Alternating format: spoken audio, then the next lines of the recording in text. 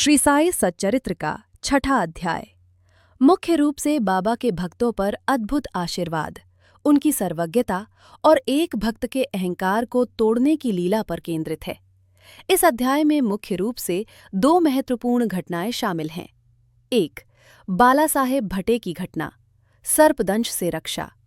ये घटना बाबा के अपने भक्तों के प्रति असीम प्रेम और सुरक्षा को दर्शाती है, भले ही भक्त शारीरिक रूप से उनके पास न हो।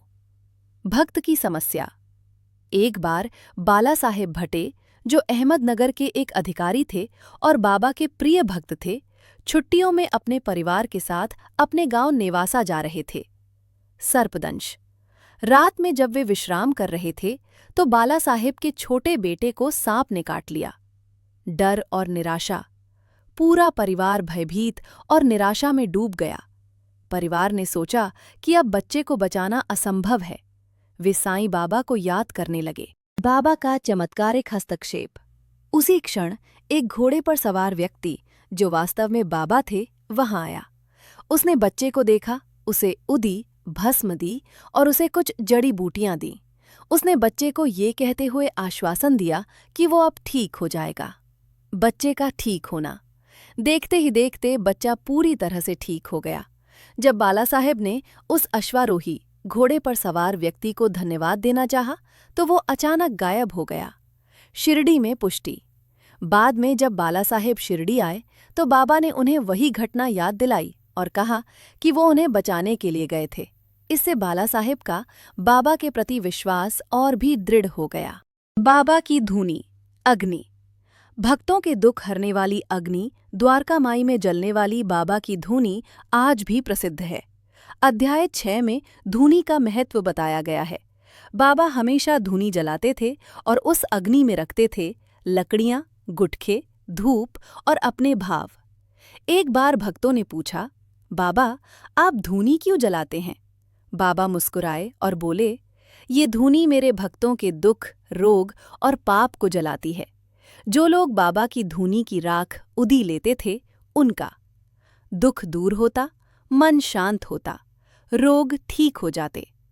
बाबा की उदी सबसे बड़ा प्रसाद मानी जाती है। श्रीमती नाना साहेब चांदोरकर और संस्कृत श्लोक।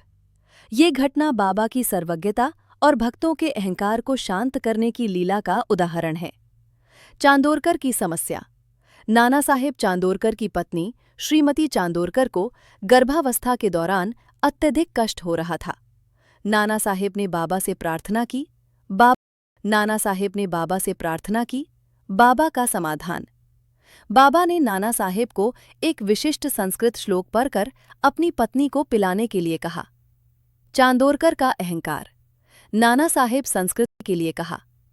चांदोरकर का अहंकार। नाना साहेब संस्कृत के प्रकांड विद्वान थे। उन्होंने सोचा कि बाबा एक फकीर हैं और उन्हें संस्कृत श्लोकों का क्या ज्ञान होगा। उन्होंने मन ही मन बाबा की आज्ञा पर संदेह किया और श्लोक को गंभीरता से नहीं लिया। बाबा की सर्वज्ञता पर संदेह किया और श्लोक को गंभीरता से नहीं लिया। बाबा की सर्वज्ञता। जब नाना साहेब अगले दिन शिरडी लौटे तो बाबा ने सीधे उन्हें संबोधित किया और कहा, तुम विद्वान हो, तुम श्लोक का अर्थ क्या जानोगे? मैं तुम्हें श्लोक का सही अर्थ बताता हूं। बाबा ने श्लोक का इतना गहरा, दार्शनिक और सटीक अर्थ बताया कि नाना साहेब चकित रह गए। बाबा ने उन्हें समझाया कि श्लोक न केवल बच्चे के जन्म में सहायक है, बल्कि यह आध्यात्मिक ज्ञान भी देता है। अध्याय का सार। अध्याय 6 इस बात पर जोर देता है कि गुरु सर्वव्यापी हैं। गुरु केवल शिरडी में ही नहीं, बल्कि हर जगह मौजूद हैं और वे अपने भक्तों की रक्षा के लिए तत्काल प्रकट हो सकते हैं। गुरु सर्वज्ञ हैं। गुरु को हमारे मन के संदेहों का भी ज्ञान होता है और वे विनम्रतापूर्वक उन संदेहों को दूर करते हैं। अहंकार का त्याग। सच्चा ज्ञान प्राप्त करने के लिए भक्त को अपनी विद्वता और अहंकार को गुरु के चरणों में समर्पित कर देना चाहिए। एक प्रसंग।